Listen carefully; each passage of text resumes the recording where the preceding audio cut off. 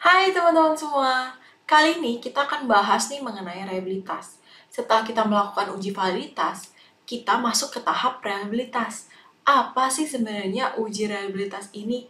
Menurut Cohen dan Swedlick atau Mirrell dan Loeffler, reliabilitas itu untuk melihat konsistensi pada sebuah alat ukur.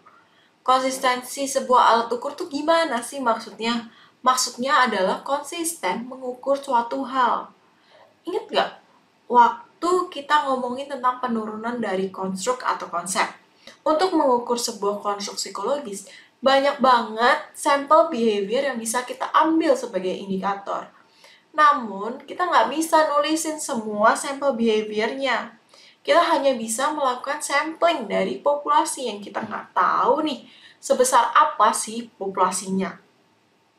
Jadi kita cuma bisa nulis apa yang kita bisa lihat. Nah, biasanya kalau kita ngomongin tentang sampel, pastinya ada yang namanya sampling error. Nah, seberapa besar sih error yang kita buat di alat ukur kita?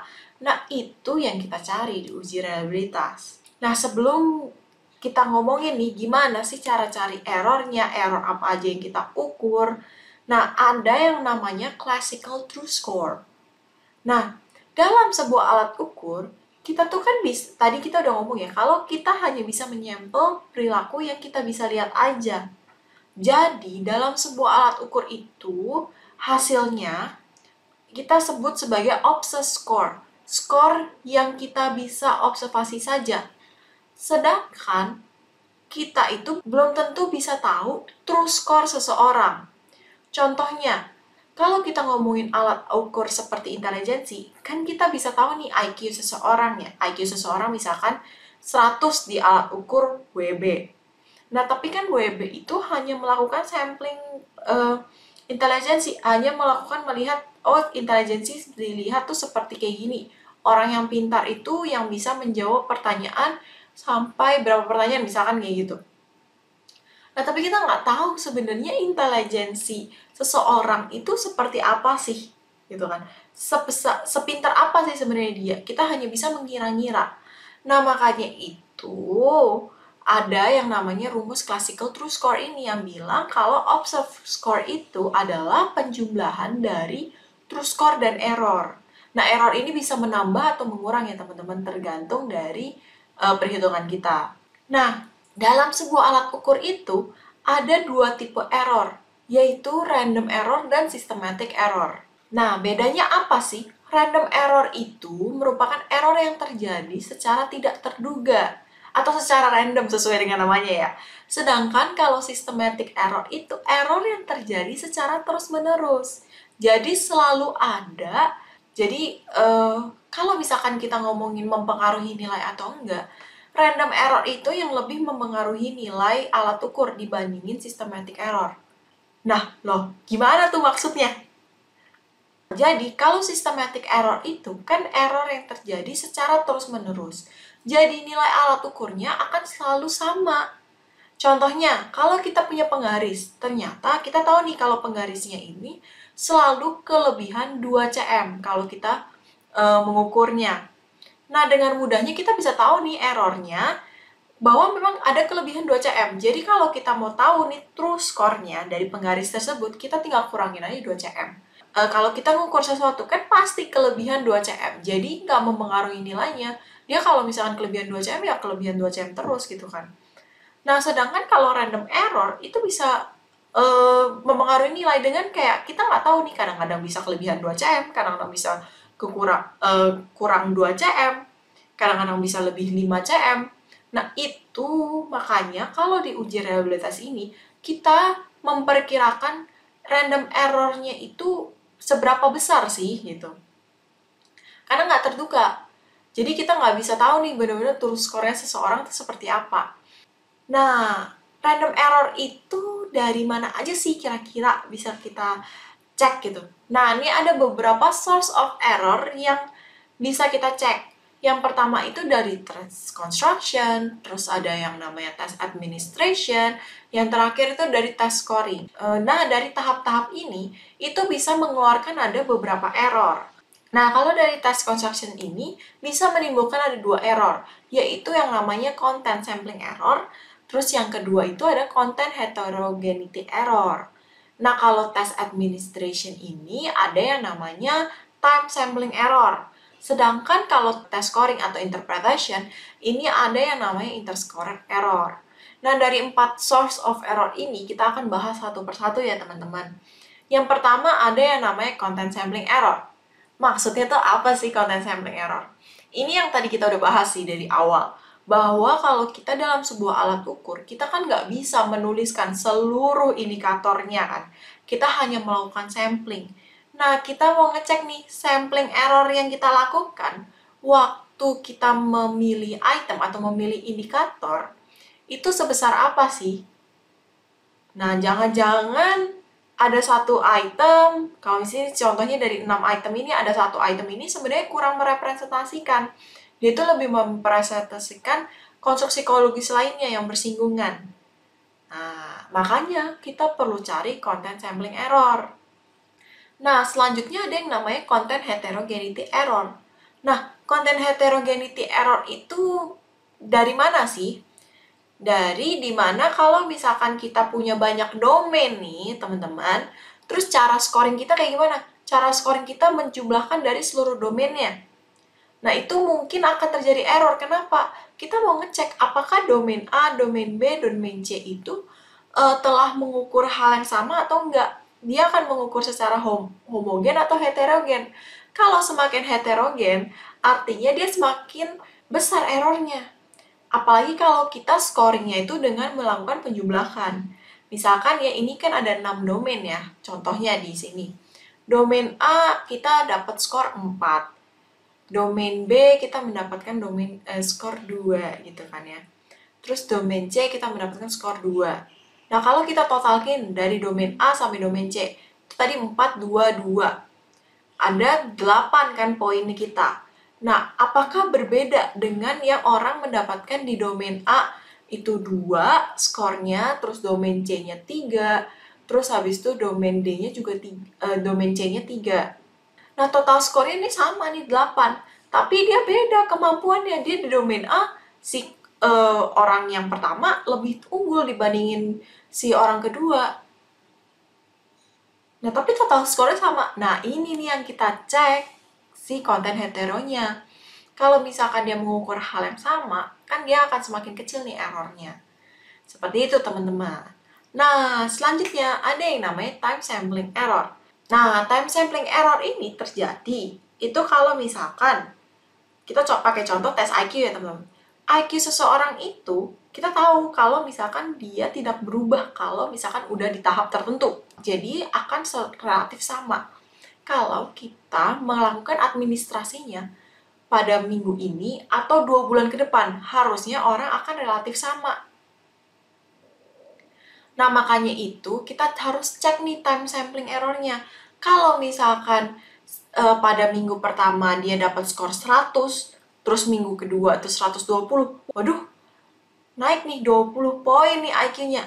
Nah, jadi yang bener yang mana? Yang 120 atau yang 100 nih IQ-nya? Nah, makanya itu kita harus cek nih time sampling-nya. Padahal kalau kita udah tahu nih tadi teorinya, kalau IQ itu harusnya relatif sama. Tes IQ yang baik itu seharusnya waktu di administrasi yang pertama, minggu pertama, dan 2 bulan ke depan, harusnya skornya juga relatif sama. Seperti itu teman-teman kalau time sampling error. Nah, selanjutnya ada yang namanya interscorer error. Nah, kalau interscorer error ini terjadi waktu kalau misalkan alat ukur kita mungkin harus dicek dengan 5 orang yang berbeda atau 4 orang yang berbeda. Contohnya aja ya, kayak misalkan kalau kita kalian lagi UTS dan UAS, itu kan ada soal esai misalkan. Soal esainya itu yang mengarang gitu ya, bikin laporan misalkan kayak gitu. Nah, di dosen A, dosen B, dosen C, sama dosen D, itu mungkin punya standar yang berbeda-beda. Nah, ini yang menghasilkan nilai kalian jadi berbeda-beda. Nah, ini yang dinamakan interscorer error. Jadi nanti hasil interpretasinya harusnya nggak boleh beda-beda, harusnya harus sama. Kan kalian soalnya sama, terus diajarkan dengan dosen yang harusnya RPS-nya juga sama kan. Nah, makanya itu ada yang namanya interscorer error. Nah, ini untuk tes-tes yang perlu di-skor oleh lebih dari satu orang. Nah, biasanya kita cari nih dari 4 ini. Tapi perlu nggak sih kita nyari 4-4-nya? Nggak perlu teman-teman. Jadi ini sesuai dengan teorinya. Contohnya, kalau time sampling error, alat ukur kita ngomongin tentang preferensi untuk membeli baju. Nah, bajunya seperti apa? Kita kan kadang-kadang bisa berubah-berubah tergantung tren kan ya, kita mau beli baju. Jadi kalau misalkan hasil skornya berbeda waktu tahun pertama dan tahun kedua, nggak apa-apa dong. Kan sesuai dengan teorinya, preferensi orang untuk membeli baju tergantung trennya. Yang lagi tren tuh lagi apa, makanya maunya pakai beli bajunya misalkan jaket atau misalkan maunya sweater gitu kan. Nah, ini juga tergantung dengan teori si konstruknya dan ciri-ciri si alat ukurnya. Makanya kita nggak perlu cari 4-4-nya, tapi kita harus mempertimbangkan error apa aja sih yang keluar, nah baru kita cari. Nah, gimana sih cara carinya? Nah, ada nih teknik-tekniknya banyak banget yang bisa kalian cari tahu lebih lanjut. Contohnya kayak misalkan untuk cari konten sampling dan konten heterogeneity kita bisa pakai KR20, KR21, Korba Alpha. Terus kita mau ngecek, misalkan kita mau ngecek doang si konten samplingnya, kita bisa pakai yang namanya split half. Terus kalau kita mau ngeliat time sampling nih, bisa pakai test and retest. Ada juga yang namanya alternate form. Terus kalau misalkan interscorer, kita bisa melakukan dengan korelasi dan lain-lain. Nah, ini kalian bisa cari tahu lebih lanjut, teman-teman. Gimana cara carinya dan mana yang paling baik untuk digunakan untuk alat ukur kalian. Nah, setelah kita menghitung-hitung nih, gimana caranya kita tahu koefisien reliabilitas? Nah, caranya adalah dengan gini, teman-teman. Koefisien reliabilitasnya itu paling maksimal skornya 1. Nah, 1 dikurangi dengan seluruh error yang kita sudah cari. Misalkan ada errornya apa sih? Content sampling, content hetero, dan time sampling gitu misalkan. Nah, udah kita kurangin nih error-errornya gitu. Dapatlah koefisien reliabilitasnya. Misalkan di sini 0,8. Gitu, teman-teman. Nah, kita bisa tahu nih koefisien reliabilitas kita adalah 0,8. Nah, kan tadi kita ngomongin ya, kalau uji reliabilitas itu kita mau tahu terus skor seseorang di rentang berapa. Nah, dari sini kita bisa tahu nih, teman-teman, gimana cara cari situ skornya dengan menggunakan rumus ini. Pertama, kita mencari standard error of measurement-nya. Jadi, standar error of measurement-nya itu sebesar apa sih? Nah, kita masukin nih rumus nih dengan RFX ini adalah si koefisien reliabilitas. Nah, setelah kita mengetahui si standard error of measurement, kita bisa tahu nih rentang true score-nya kira-kira berapa sih? Misalkan kita dapat observed score-nya 105 gitu kan ya. Terus kita masukin ke rumus, dapat nih rentang skornya di antara 101 sampai 110. Oh, jadi perkiraan IQ-nya si A ini itu 101 sampai 110 true score-nya. Sedangkan kalau observed score-nya 105. Nah, kita udah tahu nih tentang gimana cara nyari koefisien reliabilitas dan true score seseorang. Nah, sebenarnya faktor apa sih yang bisa mempengaruhi reliabilitas kita jadi baik atau enggak? Pertama, itu alat ukurnya sendiri. Gimana item-itemnya, apakah banyak yang ambigu atau enggak, bagus nggak pertanyaannya, itu sangat mempengaruhi reliabilitas kita nanti.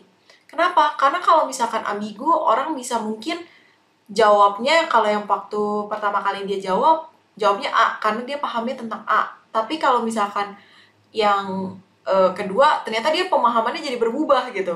Makanya tes waktu melakukan tes construction itu sangat penting tuh. Item yang baik, kayak gimana, supaya nggak banyak yang ambigu, terus habis itu instruksinya juga, dan lain-lain. Terus yang kedua, tes scoring. Gimana cara men-scoringnya? Apalagi kalau misalkan tadi ya, kita ngomongin soal esai. Kita harus jelas nih, gimana sih cara menilainya. Harus ada kisi-kisinya dengan jelas. Nah, kalau kisi-kisi untuk penilaiannya itu baik, nah seharusnya error interscorernya itu semakin kecil. Karena jelas kan kalau cara scoringnya tuh kayak gimana. Oh, kalau kayak gini harusnya nilainya 80. Oh, kalau kayak gini nilainya 75. Oh, kalau kayak gini nilainya 70. Seperti itu, teman-teman. Terus selanjutnya ada yang namanya test retest interval. Jadi jarak antar waktu kita melakukan tes and retest itu juga harus dipertimbangkan. Apalagi kalau tesnya tes intelijensi atau misalkan tentang pembahasan pembelajaran kayak gitu. Nah, ada yang namanya efek belajar, teman-teman. Nah, itu harus dipertimbangkan. Terus yang ketiga, test administration. Nah, gimana sih cara penyampaian instruksinya? Apakah jelas? Apakah dari waktu ke waktu itu tetap sama cara penyampaiannya? Itu harus dipertimbangkan. Kalau misalkan cara penyampaiannya ada yang beda, mungkin penekanan beda, nah nanti si responden atau test taker ini akan mempunyai interpretasi yang beda nih antar pengerjaan waktu pengerjaan tesnya. Nah, makanya itu harus jelas banget nih, teman-teman. Nah, selanjutnya juga ada dari test taker-nya. Ya, test taker ini mempengaruhi juga sih gimana kayak berseberapa seriusnya, apakah mereka lagi sakit atau enggak. Nah, itu akan mempengaruhi nilai mereka juga kan ya, teman-teman. Kalau misalkan mereka lagi sakit, mungkin jadi tidak optimal nih ngerjainnya. Seperti itu. Nah, selanjutnya test length. Ada beberapa buku yang bilang, semakin banyak item, itu akan semakin bagus nih reliabilitasnya. Kenapa? Nah, yang tadi nih kita ngomongin sampling behavior. Kalau kita semakin banyak sampelnya, itu kan semakin merepresentasikan populasinya kan, teman-teman. Makanya kenapa kalau kita punya banyak item, yang artinya banyak nih sampel behavior yang kita catat, indikator-indikatornya, makanya dia akan semakin mengukur sebuah konstruk dong yang semakin mirip dengan populasinya. Nah, tapi hati-hati ya teman-teman. Kalau misalkan banyak banget nih itemnya, ini akan mempengaruhi hasil uji validitas dan item analisis lainnya. Nah, jadi kita harus seimbang nih ya, antara validitas, reliabilitas, dan lain-lain. Nah, ini sih teman-teman tentang uji reliabilitas. Jadi kita udah tahu nih, gimana, apa sih sebenarnya uji reliabilitas itu kita ngomongin tentang error ya teman-teman.